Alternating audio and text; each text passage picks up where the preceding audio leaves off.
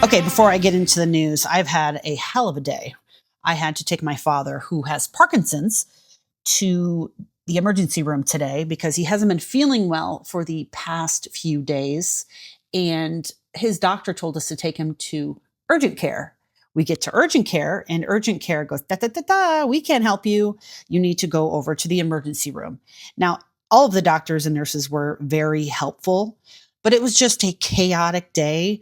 On top of the fact that if you have a loved one with a walker or a wheelchair and it's snow and slush, it is a workout getting to and from the vehicle. On top of that, let me give you a little artist illustration of what was going on in the emergency room. So you had my dad on one side of the room, and on the right side, there was a prisoner. I'm not sure from what prison, but he thought he had a blood clot in his leg. Turned out he didn't. I just know because he was talking very loudly. He was very excited to have cans of ginger ale. And so that's going on in that room. We have this beeping sound from the machine that I think it should only beep if there's a danger. You in danger, girl. I need it to only beep when it's an emergency. This sucker was beeping forever. Anyway, let's get into the news. So we are now in day 13 in the search for Nancy Guthrie. She is the mother, of course, of Today Show anchor Savannah Guthrie. Now, today investigators were seen putting a white tent up outside of Nancy's house. I mean, I worked in the news, and it was the sad thing that you knew when the tarp went up, when the tarp was over a car or whatever, that was not a good sign. This doesn't seem to be a very good sign when it comes to getting Nancy Guthrie back alive. The FBI has released a description of the suspect. We all saw the video of the creepy guy in the face mask going up to the door, and he's wearing those big mittens and he's trying to break off the Nest camera. So they describe him as being a male, 5'9" to 5'10" tall, with an average build. Now, these are the kind of descriptions that piss me off. Average build? How am I supposed to know what the average build of a man is? That's like when you're driving and your Siri or your Apple Maps goes drive east. Mother effer, I don't know where east is. Tell me to go past the Dollar General, through the next light, and turn right at Chick-fil-A. Those are the kind of instructions, directions that I need. The reward has doubled to $100,000 for any information leading to the location of Nancy Guthrie or the arrest and conviction of anyone involved in her disappearance. And I know there's a lot of people who are complaining, and listen, rightfully so, if your loved one's missing, that they're putting all of this time and effort into finding Nancy Guthrie when there's so many other missing people that don't even get half of this. It's a celebrity's mom. If it's going to happen, that's the world we live in. The 84-year-old was taken from her house in Arizona in the early hours of February 1st. Now, originally, they were really honing in on Savannah Guthrie's sister, Annie, her husband, because he was the last one to see her. He apparently dropped her off after dinner the night before at like 9:30 at night. And the FBI did detain another person. This poor guy, he's out door dashing, trying to make some money, and they track him down, throw him in the car, don't tell him what's going on, go to the house, bust the door down. And when, I guess he was living with his mother-in-law, I don't know if he got evicted or whatever. When she said, do you have a search warrant? They said they didn't need one. I'm not really sure the legalese of how that goes, but I thought you had to have a search warrant. Oh, and I have to tell you, that dude that sent a ransom note asking for 1 Bitcoin to ID the kidnapper, remember him? I talked about him yesterday. Well, he sent another note, again to TMZ. He loves TMZ. Warning. Meanwhile, E's pissed. You know, E's like, why aren't we getting any of these? But anyway, warning that they're not taking him seriously. The writer wants 1 Bitcoin, they say, so they can lie low, fearing retaliation. Okay. Dude, they're not taking you seriously because you sound like a joke. You want one Bitcoin? The FBI is now offering a reward of $100,000. You want one Bitcoin worth what, $60,000 or whatever it is? I mean, you might as well have asked for a coupon to a car wash and an order of French fries. That's how serious they're going to take you. In other news, the GoFundMe page for James Vanderbeek's family surpassed $1 million in donations following the actor's death. The page was created yesterday. Let me tell you why this is upsetting to me. Everyone knew he had cancer. Everyone knew he was battling colon cancer. He made video after video about how he struggled because he couldn't provide for his family. He couldn't work. They were struggling financially the whole time throughout his illness. Where were these people then? Now, listen, it's great that they're doing it now, but it just goes to one of those things where I feel like it's something that we all do, where we show the love for people after they're gone, or we talk about, oh man, they were so great. They would have given you the shirt off their back. Meanwhile, you hadn't seen them in a year and a half. So why not do this when someone's alive? If you know someone who's struggling now, how about do it now instead of showing up to the wake and acting like you were a good friend? This is why I don't want any of that stuff. I don't want people coming to my wake that weren't there for me when I was here on Earth, you know? Okay, now this story. I didn't even know people used Pam cooking spray anymore. I mean, I do use a cooking spray, but I haven't bought the brand Pam in forever. Pam, there's a name. Where are the Pams these days? Pams are gone. I actually had an aunt, Pam. But that Pam is one of those names where you think, what was the mom thinking? No offense, Pams, if you're listening. But when the mom's like, oh, look at my cute baby Pam. You know, like Pam is someone who comes out of the womb being 45. Not a baby. But anyway, I digress. A California jury awarded $25 million to a man who alleged that his exposure to Pam cooking spray caused severe damage to his lungs. This guy said he used the spray almost daily. He was frying up a lot of stuff. And that it caused severe damage to his respiratory system, extreme shortness of breath, and a lung condition known as, oh, holy hell, bronchiolitis obliterans. I don't know. Anyway, I'm not laughing that he has that disease. I'm laughing that I can't pronounce the disease. And anyway, so I guess Pam has this chemical that's often used to give butter-like flavors to popcorn and such.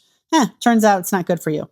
A gun parts manufacturer will pay a $1.75 million settlement to families of the victims and survivors of the racist mass shooting at the Tops grocery store in Buffalo in 2022. This is one of those shootings, and it's so messed up. It was one of those ones where the guy was live streaming it, and the video was online before they figured it out, and that's why they're also being sued. But it wasn't taken down. It was one of those things you're scrolling through Twitter and like, there's the video. I didn't go searching for it, but I will never get this image. And honestly, every time I go to Tops, I think of this woman. She's packing groceries in the back of her car.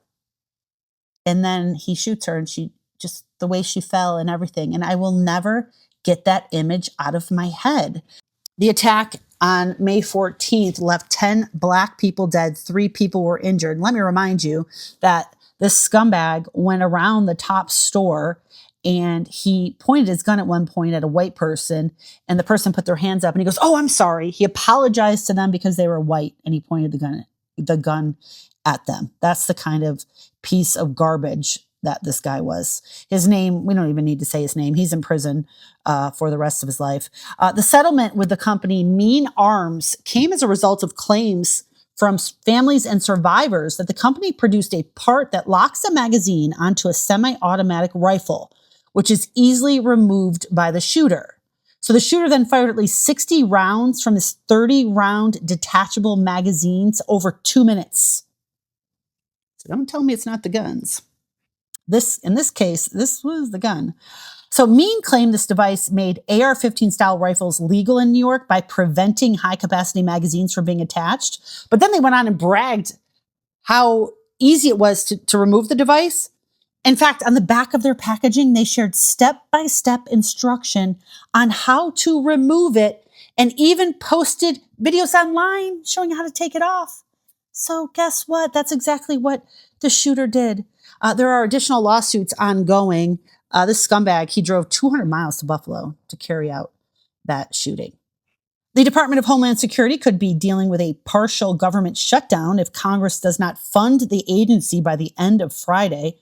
These shutdowns blow my mind. It's like two groups of little toddlers like that can't agree what they want to do. So they just decide, we're not going to play with you. And so they just don't work. I don't even know how it's possible that they can just say, well, then we're just not going to go to work because you won't do what I want to do. So apparently nearly all of the Department of Homeland Security workers would remain on the job, even if many wouldn't get paid. What? They say the public, though, you shouldn't see much of a change. Okay, this story. This story. Now, I love this story because I lived an American Girl doll hell with my daughter. I can't tell you the number of times I visited that store. I can't tell you the dolls that she had. A new edition of American Girl dolls are causing some controversy. The American Girl brand announced it was releasing a line of modernized dolls as part of its new modern era collection.